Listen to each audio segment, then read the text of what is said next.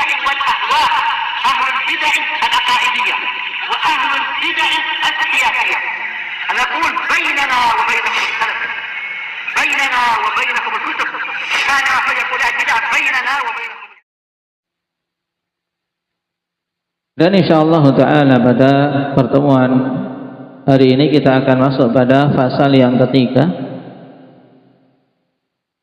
yang disebutkan oleh Syekhuna Abdullah Al-Riyani hafizahullah ta'ala, yaitu fadlu tarbiyatil aulad 'alal khairi was salah. Di mana pada fasal sebelumnya telah kita ambil tentang wajibnya seseorang memberikan pendidikan kepada anak-anaknya, terutama salat, memberikan pendidikan adab, yang tentunya ini sesuatu yang tidak ringan, sesuatu yang tidak semudah kita membalikkan telapak tangan, kata manusia. Tidak mudah, karena mendidik ini butuh sesuatu yang berkesinambungan. Tidak sekali dua kali seorang berucap kemudian betul-betul terjadi apa yang diinginkan. Karena perlu diketahui oleh setiap ibu bahwasanya kita ketika mendidik anak-anak ibarat kita sedang menanam benih yang sangat bagus, yang tentunya benih ini tidak akan tumbuh tanpa kita sirami dengan baik, kita rawat, kita jaga, kemudian lindungi dari hama-hama yang akan bisa merusaknya. Demikian pula keadaan anak-anak kita.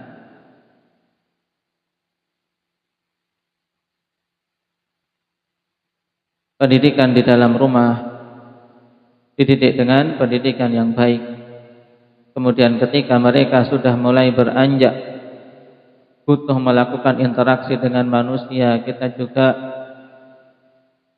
mulai menambah lagi hal-hal yang diajarkan kepadanya dari adab dalam bermuamalah dengan teman-teman, adab ketika mensikapi bagaimana berselisih dengan teman-teman. Ini juga pendidikan, karena tidak akan mungkin anak kita akan ditahan terus di dalam rumah. Bahkan ini akan merusak mental dan merusak mereka sendiri, sehingga kelak ketika keluar akan bingung bagaimana bermuamalah dengan manusia. Tapi setiap orang tua wajib untuk menyadari bahwasanya ketika mereka berteman dan bermain itu juga sebagai salah satu dari metode dalam mendidik. Dengan dia perhatikan bagaimana bermain dengan temannya, dia bisa mengecek hari ke hari ketika dia bermain, ketika dia bersengketa, karena itu adalah salah satu dari materi pendidikan dalam hidup. Akan dia dapati, oh anak ini memiliki ego yang tinggi, berarti dia berusaha untuk menekannya. Oh, dia melihat anak ini seorang yang tidak bisa menghadapi masalah, maka dia berusaha untuk menguatkan dari sisi ini. Oh, anak ini lebay. Ketika dia lihat dengan temannya sesuatu, kemudian lapornya dengan sesuatu yang lain, misalnya sesuatu yang kecil diperbesar, maka orang tua juga bisa untuk mengarahkan, sehingga kita bisa mengarahkan anak-anak kita pada kebaikan. Nah, tentunya seperti ini sekali lagi tidak mudah. Makanya pada fasal ketiga dibawakan oleh Syekh tentang keutamaannya. Karena seorang ketika melihat keutamaan suatu perkara yang tidak mudah, maka dikarenakan besarnya keutamaan yang ada, seseorang akan tetap bersabar dalam mengupayakannya. Suatu perkara yang wajib, suatu perkara yang terasa berat, suatu perkara yang sulit, kalau kita melihat betapa besar keutamaan yang Allah Subhanahu wa taala berikan, maka bismillah seorang bisa bersabar dan seorang bisa kuat dalam menjalaninya. Maka perhatikan di sini fadlu tarbiyatil aulad 'alal khairi was salah. Keutamaan mendidik anak-anak di atas kebaikan. Apa keutamaannya dari semua kesusahan, kepayahan yang dihadapi oleh orang tua dalam mendidik mereka?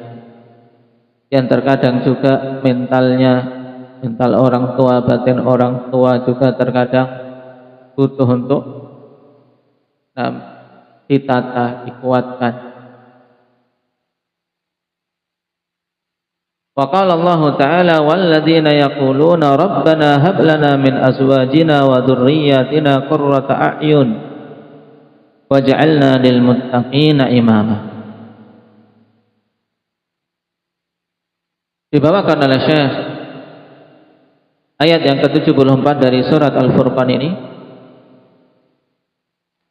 berkaitan dengan khabar dari Allah Subhanahu wa taala tentang doa orang-orang saleh.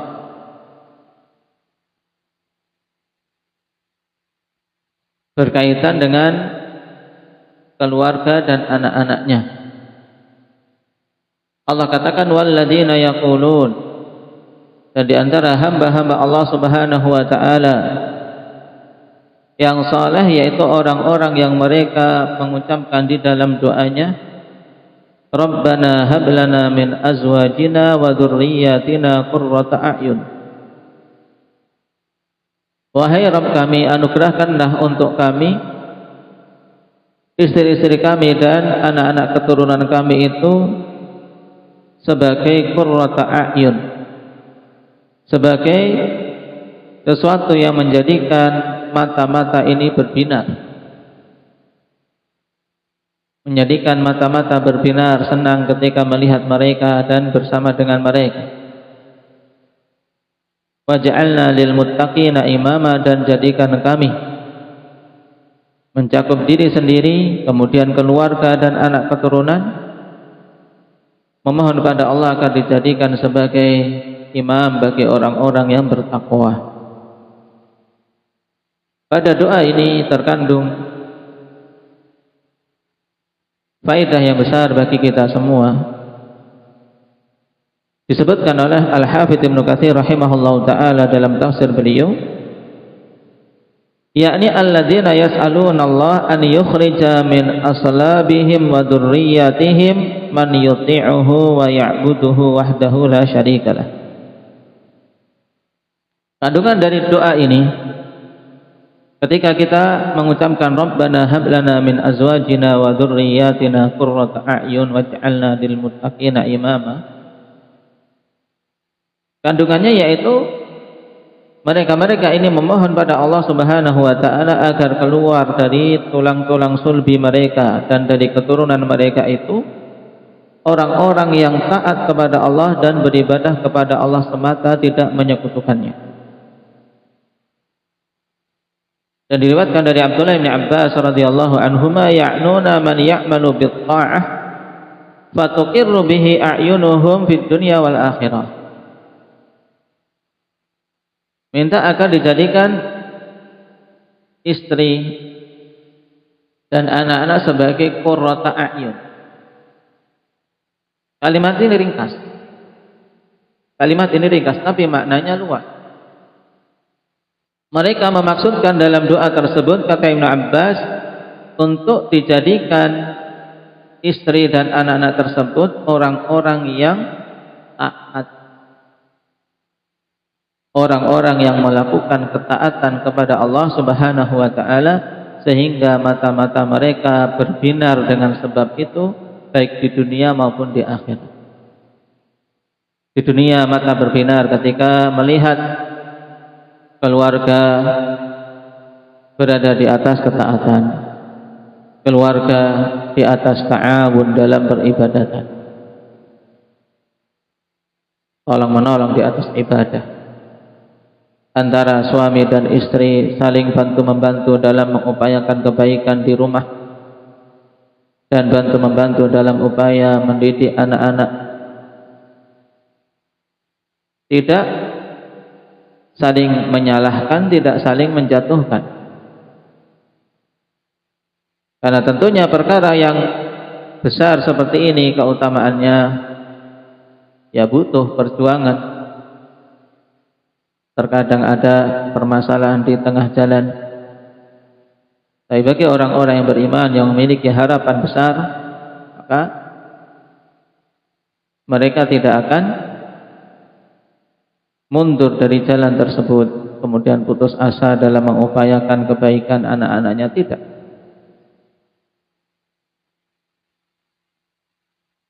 Dikatakan oleh Ikrimah rahimahullahu ta'ala, aradu an yakunu muti'in. Mereka ini yang berdoa dengan doa yang Allah subhanahu wa ta'ala sebutkan di dalam Al-Quran tersebut, yaitu maksudnya mereka menginginkan agar istri dan anak-anak tersebut menjadi orang-orang yang bertakwa.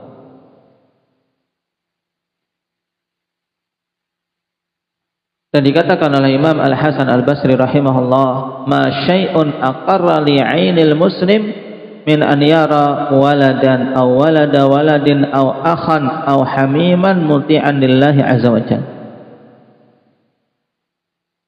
Tidak ada sesuatu yang lebih membenarkan mata seorang muslim daripada kondisi ketika dia melihat anak atau melihat cucu atau melihat keluarga, saudara atau orang-orang yang dicintai ini menjadi orang yang takwa, taat kepada Allah Subhanahu wa taala. Nah, ini jauh lebih membahagiakan daripada seorang diberi harta benda duniawi. Harusnya demikian. Orang tua melihat anaknya menghafalkan Al-Quran, mempelajari ilmu agama, ini perkara yang menggembirakan, maka dukung mereka, bantu mereka. Demikian pula dukung guru-guru mereka dalam mengupayakan hal tersebut, karena yang demikian ini butuh ta'awun. Dan juga syukuri upaya yang diusahakan oleh para pendidik yang membantu untuk mengupayakan kebaikan anak. Karena sungguh para mudarris maupun mudarrisat, para pengajar, para guru ketika mendidik anak-anak itu kedudukannya adalah membantu orang tua dalam mengupayakan mereka bisa mewujudkan kewajibannya. Sehingga wajib atas para orang tua untuk mensyukuri usaha tersebut. Kenapa? Karena mereka telah dibantu untuk mewujudkan apa yang menjadi kewajibannya. Yang seharusnya dia yang wajib untuk mendidik, kemudian dia minta bantuan kepada para mudarris yang mampu memberikan pendidikan untuk mendidik anak-anak. Maka di sini wajib untuk ta'awun dalam hal tersebut dan untuk mensyukuri upaya yang telah diusahakan. Karena dengan baiknya kesyukuran biiznillah Allah Subhanahu wa taala akan tambahkan kenikmatan dan juga akan berikan keberkahan.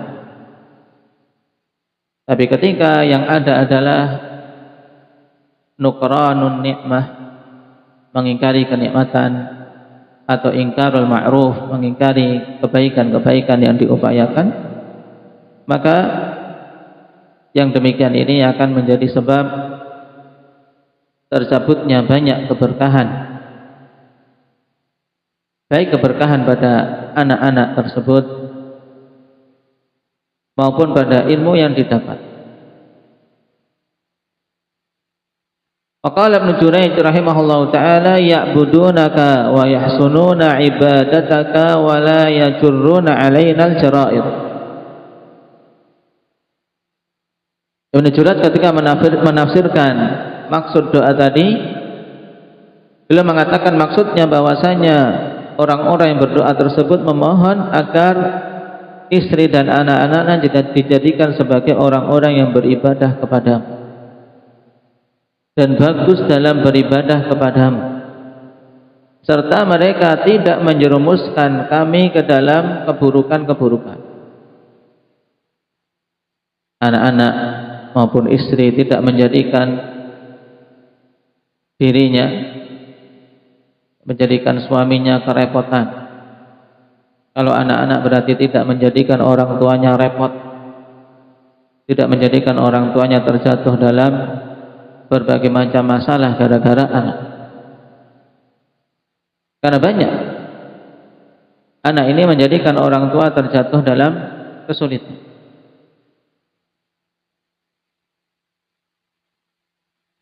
Kalau kita dengar keluhan dari orang tua yang di luar, banyak dari orang tua yang mengeluh tiba-tiba anaknya terjerat judi online. Ada yang sampai 700 juta, gimana orang tuanya? Terjerat judi online, sampai 700 juta habis, ditagih sana sini. Orang tua kebingungan. Dan ini fakta, bukan sekedar cerita. Dan kasus itu banyak. Orang tua tiba-tiba ditagih, anak-anaknya terjatuh dalam hutang piutang, terjerat judi dan seterusnya, wal'iyadzubillah. Maka dari sisi ini wajib para orang tua bersyukur dan terus menerus memohon pada orang tua, kepada Allah Subhanahu wa taala, agar anak-anak ini betul-betul menjadi qurrata a'yun, menjadi apa?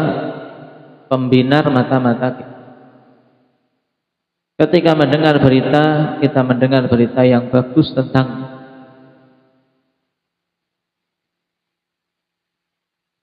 Faqala Abdurrahman ibn Zaid ibn Aslam yas'aluna Allah li azwajihim wa dzurriyyatihim an yahdiyahum lil Islam. Dan ini pokok. Karena tidak mungkin tercapai kebaikan kalau mereka tidak dapat hidayah untuk masuk ke dalam Islam. Sehingga terkandung di dalam doa ini, Rabbana hab lana min azwajina wa dzurriyyatina qurrata a'yun.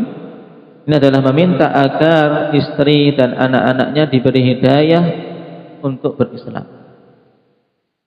Maka doa ini sepantasnya untuk kita baca di dalam doa-doa kita, baik itu oleh laki-laki maupun perempuan. Jangan dikira doa ini hanya untuk laki-laki saja, karena lafadznya Rabbana hab lana min azwajina. Karena maksud dari azwaj, kalau yang berdoa adalah laki-laki maka istrinya, kalau yang berdoa adalah perempuan maka maksudnya adalah suaminya. Sehingga doa ini dibaca oleh laki-laki maupun perempuan, yang kandungan maknanya sebagaimana disebutkan tadi. Memohon kepada Allah Subhanahu wa taala agar keluarganya keluarga yang taat. Di mana kita hidup di zaman yang subhanallah, begitu banyak kerusakan-kerusakan terjadi, terutama dari jalur internet. Kerusakan yang luar biasa. Yang kalau Allah Subhanahu wa taala tidak berikan hidayah kepada kita, keluarga kita, anak-anak kita dan orang-orang yang kita cintai, maka seorang sangat sulit untuk bisa istiqamah.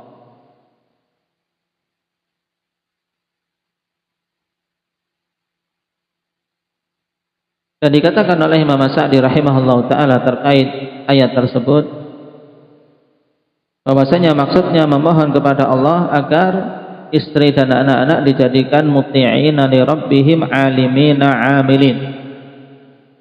Lihat luasnya cakupan doa tadi, yaitu meminta agar mereka menjadi orang-orang yang taat kepada Rabb mereka, alimin, yang memiliki ilmu, kemudian amilin, yang beramal dengan ilmunya. Wa hadza kama annahu du'aun li azwajihim wa dzurriyyatihim fi salahihim fa innahu du'aun li anfusihim. Dan ini sebagaimana itu adalah doa untuk istri, untuk suami, ya, masing-masing untuk pasangan sendiri-sendiri. Sebagaimana ini doa untuk pasangan-pasangan mereka dan anak keturunan mereka agar mereka mendapatkan kebaikan. Maka sebenarnya ini juga doa untuk diri sendiri. Nah, kenapa? Kok juga ini doa bagi diri sendiri? Li'anna naf'ahu ya'udu alaihim, karena kemanfaatan dari cakupan doa tersebut akan kembali kepada diri sendiri. Dan ini jelas. Nah, ketika kita meminta keluarga, meminta anak keturunan di atas kebaikan, kemanfaatannya kita rasakan sendiri. Dan bahkan kemanfaatan itu juga akan dirasakan oleh kaum muslimin. Karena kaum muslimin kebaikannya ketika rumah-rumah kaum muslimin di atas kebaikan. Ketika keluarga dan anak-anak mereka di atas kebaikan, maka kebaikan tersebut akan meluas, dirasakan oleh kaum muslimin yang lain. Sebagaimana pula keburukan ketika muncul dari suatu rumah, maka keburukan ini juga bisa tersebar menimpa kaum muslimin yang lain. Nah, maka doa ini doa yang agung. Rabbana hab lana min azwajina wa dzurriyyatina qurrata a'yun waj'alna lil muttaqina imama. Kemudian dibawakan oleh Syekh beberapa hadis pada fasal ini, kita baca. Wa 'an Abdullah bin Abbas radhiyallahu anhuma 'anil Nabiy sallallahu alaihi wasallam laqiya raqban birrawha faqala manil qaum qalu al muslimun faqalu man anta qala Rasulullah farafa'at ilaihim ra'atun sabiyyan faqalat ali hadza hajjun qala na'am walaki ajrun. Rawahu Muslim. Bab sihhati hajji sabi wa ajri man hajja bihi. Diriwayatkan oleh Abdullah bin Abbas radhiyallahu anhuma dari Nabi sallallahu alaihi wasallam bahwasanya Nabi bertemu dengan rombongan dengan rombongan jamaah haji di Rawha. Maka kemudian Nabi bertanya, siapa kaum itu? Mereka pun menjawab, kaum muslimin. Mereka kaum muslimin yang ingin berhaji. Maka kemudian mereka bertanya karena belum mengenal Rasulullah sallallahu alaihi wasallam, man anta, siapa Anda? Qala Rasulullah. Nabi pun menjawab, aku adalah utusan Allah Subhanahu wa taala. Kemudian seorang wanita mengangkat anaknya yang masih digendongan. Ya, dia gendong anaknya yang masih kecil, kemudian diangkat, wahai Rasulullah, apakah untuk anakku ini ada haji? Yaitu ketika diikutkan untuk ibadah haji, apakah dia juga bisa mendapatkan pahala haji? Maka Nabi menjawab, iya, dia bisa mendapatkan pahala haji, walaki ajrun, dan engkau pun sebagai ibunya akan mendapatkan pahala karena telah mengupayakan anak tersebut bisa berhaji.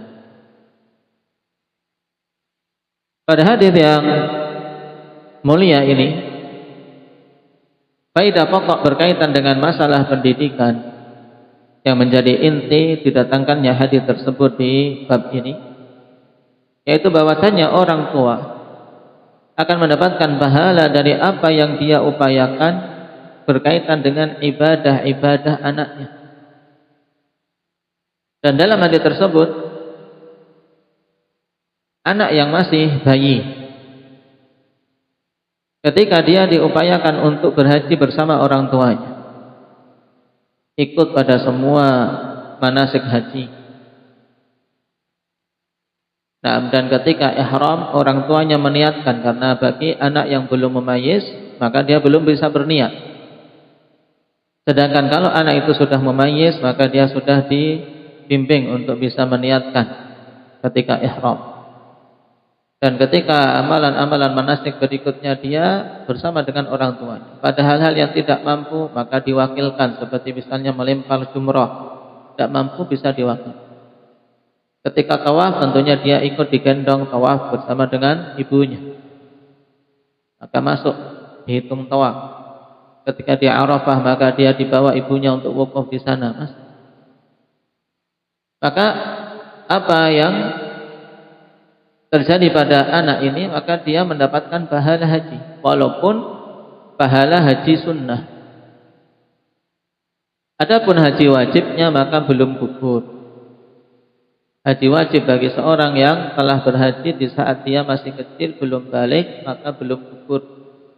Dia mendapatkan pahala haji sunnah. Akan tapi haji Islam yang merupakan rukun Islam yang wajib atas setiap muslim yang mampu, maka itu belum gugur. Maka berarti kelak dia wajib menunaikannya sendiri ketika telah balik. Nah, ibu yang mengupayakan seperti ini, kata Rasulullah sallallahu alaihi wasallam, walaki ajrun, dan engkau akan mendapatkan pahalanya. Karena wali ketika mengupayakan anak-anaknya bisa melakukan suatu ibadah, maka orang tua ini, si wali ini akan mendapatkan keutamaan mendidik, mendapatkan pahala mendidik, mendapatkan pahala mengajari ibadah. Maka sungguh merupakan kelemahan yang luar biasa kalau sampai orang tua untuk menyuruh anaknya melakukan kebaikan saja tidak bisa. Orang tua untuk memerintahkan anaknya sholat saja enggan. Memerintahkan untuk anaknya belajar enggan. Ini menunjukkan himmah, menunjukkan semangat yang sangat lemah. Padahal sebenarnya dia akan mendapatkan keutamaan yang banyak. Nah, mengarahkan anak-anak pada kebaikan ini, padanya keutamaan yang banyak, akan mendapatkan pahalanya. Nah, maka penting jangan sampai orang tua luput darinya kebaikan-kebaikan yang banyak tadi dengan mendidik anak-anak di atas ketaatan.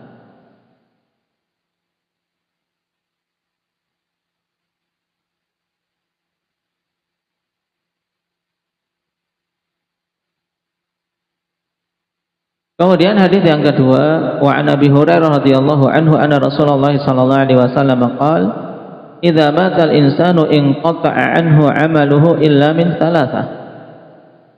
Illa min shadaqatin jariyah aw 'ilmin yuntafa'u bih aw waladin shalihin yad'u lah." Hadis masyhur dikeluarkan oleh Imam Muslim rahimahullahu taala. Dari Abi Hurairah radhiyallahu anhu bahwasanya Rasulullah sallallahu alaihi wasallam bersabda, apabila seseorang mati maka terputuslah amalannya. Kenapa? Karena setelah mati seorang tidak bisa beramal lagi. Seorang tidak mampu berbuat apa-apa kalau sudah datang kematian. Maka amalan terputus. Ini pada asalnya. Kemudian Nabi sallallahu alaihi wasallam kecualikan illa min salasah, kecuali dari 3 hal. Yang hakikatnya 3 hal ini sebenarnya adalah buah dari amalan yang dulu dia lakukan ketika masih hidup. Cuman karena amalan ini memiliki buah yang terus menerus ada sampai matinya, maka terus menerus pahala akan mengalir untuk. Makanya penting bagi kita semua untuk mengupayakan mendapatkan bagian dari 3 perkara tersebut. Yang pertama, illa min shadaqatin jariyah. Yang pertama, kecuali dari sedekah jariyah. Sedekah jariyah yaitu sedekah yang mengalir terus pahalanya, yaitu wakaf.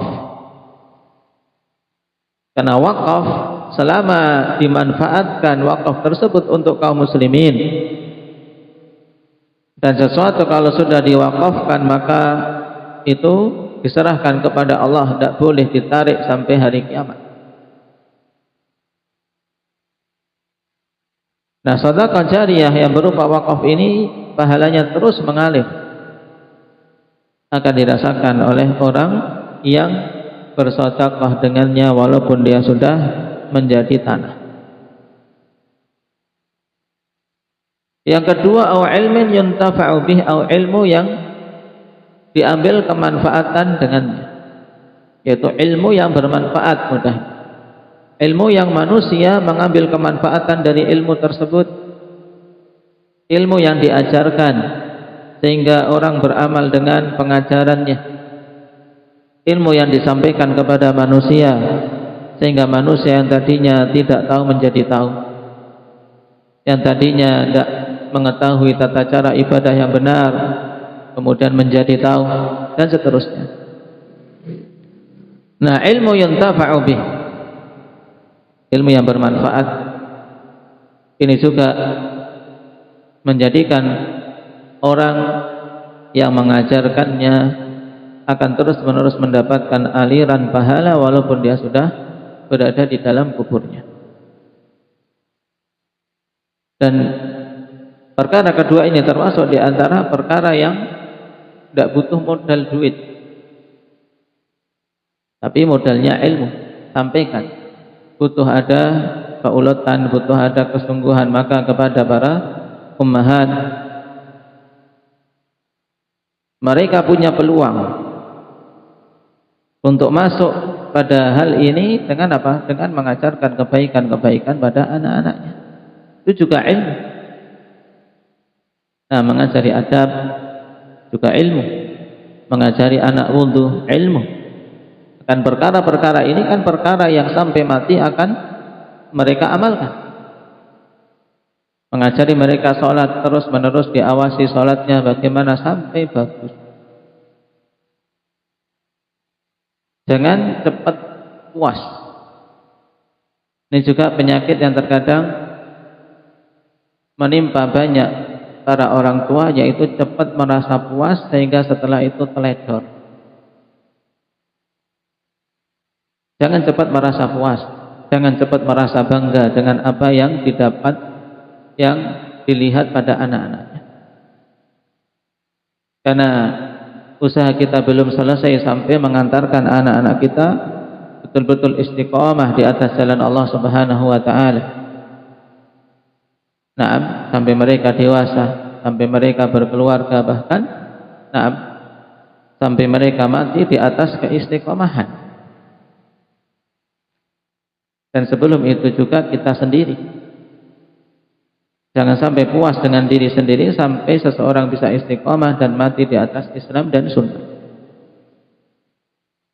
Maka peluang ini ilmin yuntafa'u bih. Ketika kita belajar, maka kita sampaikan pada anak-anak. Mumpung mereka masih kecil, mumpung mereka masih mudah untuk diajari. Yang setelah mereka besar tentunya banyak orang tua tidak akan mampu mengajari karena materi yang butuh disampaikan berbeda dengan ketika masih kecil. Maka peluang untuk mengajari di saat kecil jangan disia-siakan. Karena ketika besar belum tentu orang tua bisa mengajarinya. Kemudian yang ketiga, awaladin sholihin yad'ulah, atau anak soleh yang mendoakan orang tuanya. Doa-doa dari anak-anak soleh ini yang akan menjadi aliran pahala, menjadi sebab keutamaan didapat oleh orang tuanya walaupun dia berada di dalam kubur. Dikatakan oleh Al-Alama Abdul Muhsin Al-Abbad hafizahullah ta'ala, khassa minal awlad as-salih li'anna hadha huwa madhannatud du'a wa huwa alladhi yanfa'u nafsahu wa yanfa'u ghairah. Dikhususkan di sini waladin saleh, anak yang saleh. Kenapa? Karena anak yang saleh itulah yang diduga akan mendoakan orang tuanya. Ya, anak yang saleh yang tahu hak orang tuanya ketika mereka telah meninggal, yang masih memikirkan orang tuanya walaupun orang tuanya sudah berada di alam kubur. Adapun anak-anak yang tidak memiliki kesolehan setelah meninggal merasa bebas, yang penting dapat warisan. Tidak ada lagi upaya untuk mendoakan apalagi mengingat. Maka dikhususkan di sini waladin saleh, anak yang saleh, yaitu alladzi yanfa'u nafsahu wa yanfa'u ghairah, yaitu seorang anak yang bisa memberikan kemanfaatan untuk diri sendiri dan memberikan kemanfaatan untuk orang lain, yang bisa menunaikan hak Allah dan hak sesamanya, terutama orang tua. Amma idza kana fasidan fala yanfa'a nafsahu wala ghairahu wala aslah. Adapun seorang anak yang rusak, maka dia tidak akan memberikan kemanfaatan untuk diri sendiri, apalagi orang lain maupun orang tuanya. Li'annahu munsarafun 'anid du'a'i bil kulliyah, bal qad yahsulu minhu du'a'un 'alaih. Nah, dikarenakan anak-anak yang rusak seperti ini, ya dia akan terpalingkan dari mendoakan orang tua secara totalitas. Bahkan terkadang bukan doa kebaikan, malah doa-doa keburukan. Orang tuaku mati, enggak memberikan warisan, enggak meninggalkan sesuatu, akhirnya sumpah serapah diarahkan kepada orang tua yang telah meninggal. Wal'iyadu billah. Nah, dan terkadang juga menjadikan orang tua dicaci maki karena keburukan anaknya. Sebagaimana dalam hadis, minal kabair syatmur rajuli walidai, termasuk di antara dosa besar seseorang mencaci maki orang tuanya, walaupun tidak langsung, yaitu ketika dia berbuat buruk dilihat manusia atau dia bersengketa dengan orang, akhirnya orang ini mencaci maki orang tuanya, dasar anaknya siapa ini. Nah, akhirnya orang tua yang kena dicaci maki gara-gara keburukan anak. Nah, ini juga apa? Menjadi doa buruk bagi orang tuanya walaupun dia telah mati. Naam. Makanya waladin salihin yad'ulah, ini dorongan untuk kita semua dalam upaya mewujudkan anak saleh. Naam, dengan mendidik mereka pendidikan agama dan juga diiringi dengan doa. Karena mendidik agama tidak semudah mendidik perkara-perkara dunia. Mendidik agama yang kita olah adalah hati, sesuatu yang tersembunyi. Nah, adapun guru olahraga mendidik fisik kelihatan hasilnya. Nah, pakar ototnya, kuat badannya, tapi mendidik agama, mendidik hati. Mendidik hati, yang hati tersebut dikatakan oleh Nabi sallallahu alaihi wasallam, baina usbu'aini min asabi'ir rahman yusarrifuhu haitsu yasha'. Dari jemari atau hati anak Adam berada di antara dua jemari dari jemari Allah Subhanahu wa taala yang Allah bolak-balikkan sesuai dengan kehendaknya. Nah, maka jangan dikira mendidik perkara agama perkara yang mudah. Tapi tetap kita mengupayakannya diiringi dengan doa memohon pada Allah Subhanahu wa taala agar Allah Subhanahu wa taala berikan hidayah kepada kita dan kepada anak-anak keturunan kita. Dan maksud dari waladin salihin yad'ulah ini bukan hanya sekedar anak dari tulang sulbi kita, tapi juga anak dari anak-anak kita, kemudian anak dari anak-anak kita, terus ke bawah. Jadi anak kita, cucu kita, cicit dan seterusnya itu masuk dalam apa? Awaladin salihin yad'ulah. Juga pada hadis yang setelahnya hampir sama, an Abi Qatadah radhiyallahu anhu qala qala Rasulullah sallallahu alaihi wasallam, khairu ma yukhallifur rajulu min ba'dihi salat. Sebaik-baik perkara yang ditinggalkan oleh seseorang setelah meninggalnya itu tiga hal. Waladun salihun yad'ulah, anak saleh yang dia mendoakan kebaikan untuk orang tuanya. Wa shadaqatun tajri yablughuhu ajruha, dan sedekah yang mengalir sehingga pahalanya sampai kepadanya walaupun dia telah meninggal. Wa ilmun yu'malu bihi min ba'dih, ini keterangan dari ilmin yuntafa'u bihi, maksudnya adalah ilmun yu'malu bihi min ba'dih, yaitu suatu ilmu yang diamalkan oleh orang-orang yang dia tinggal setelah apa? setelah diajari olehnya, kemudian yang mengajari meninggal. Dia mengajarkan ilmu, kemudian yang mengajari telah mati, tapi ilmu tersebut tetap diamalkan oleh orang-orang yang diajari setelahnya. Maka yang mengajari tetap akan mendapatkan pahala terus menerus. Ilmun yu'malu bihi min ba'd. Maka ini penting untuk setiap muslim dan muslimah mengupayakan untuk mendapatkan bagian dari 3 hal ini. Dari sini juga dorongan bagi kita semua untuk bahu-membahu dalam upaya mendidik anak-anak kaum muslimin. Nah, jangan juga seseorang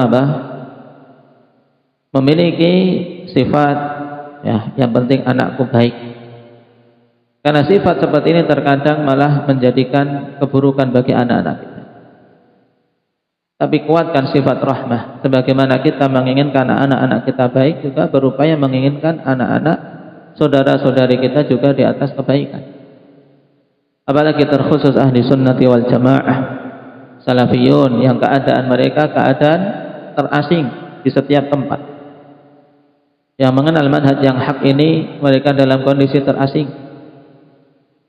Dan yang lebih terasing lagi, yang mereka mau mempelajari agama, yang mau belajar, yang mau duduk ke majelis ilmu. Karena betapa banyak mereka mengaku ahli sunnah, mengaku sunni, mengaku salafiyah, tapi enggan untuk bermajelis ilmu, jauh dari majelis ilmu. Padahal di antara ciri khas dakwah ahli sunnati wal jamaah adalah ilmu. Terkadang mencukupkan dengan televisi wal'iyadzubillah, terkadang mencukupkan dengan sekadar di internet. Padahal pada majelis ilmu keutamaan yang banyak. Keutamaan yang banyak, di antaranya lembutnya hati. Kenapa? Karena di majelis itu banyak malaikat. Jangan dikira sama hasilnya antara seorang duduk di majelis ilmu dengan mereka-mereka yang duduk di samping HP-nya. Walaupun mungkin dapat nasihat, dapat kebaikan, tapi kebaikan yang didapat di majelis ilmu secara langsung tidak akan terbanding. Maka hendaknya kita istiqamah di atas jalan tersebut. Dan memohon pada Allah Subhanahu wa taala kebaikan bagi diri kita dan anak-anak keturunan kita. Perhatikan hadis terakhir yang dibawakan pada fasal ini, an Abi Hurairah radhiyallahu anhu anin Nabi sallallahu alaihi wasallam qaal innar rajula la turfa'u darajatuhu fil jannah fayaqulu anna hadha fayuqal bi istighfari waladika lak. Sungguhnya seseorang itu akan diangkat derajatnya di surga. Dia sudah mati, tidak beramal lagi, tapi ternyata kok derajatnya di surga tambah naik. Fayaqul anna hadza, maka dia mengatakan dari mana ini? Fayuqal bistighfari waladika lak, dengan sebab doa permohonan ampunan dari anakmu untuk. Jadi anak berdoa memohon agar orang tuanya diampuni, ini menjadi sebab orang tuanya dinaikkan derajatnya. Rawahu Ibnu Majah wa Ahmad, dan hadis dimasukkan oleh Syekh Albani dalam As-Sahihah. Wa akhrajahu al-Bazzar bi lafzi bi du'a'i waladika lak, dan ini umum. Nah, bukan hanya istighfar saja, tapi bi du'a'i waladika lak, dengan sebab doa dari anakmu untuk.